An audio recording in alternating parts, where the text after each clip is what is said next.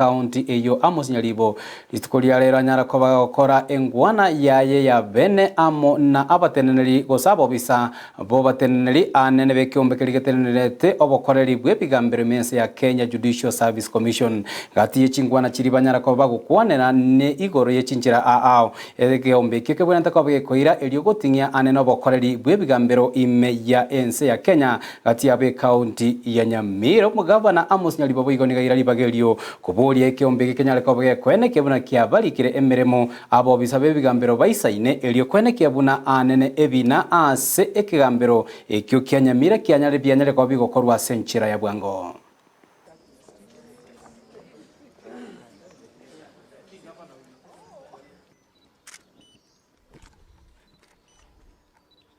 One of our biggest stakeholder is the county leadership.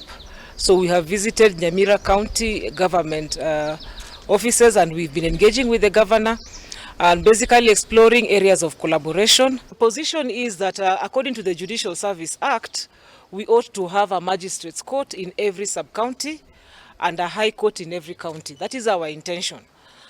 And the two courts were gazetted with the intention, of course, of operationalizing them.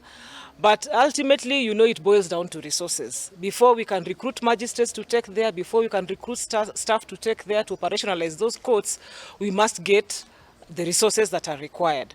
So we are still committed to ensuring that those courts eventually get operationalized, and also the two sub-counties that still do not have courts gazetted or otherwise also eventually get a court.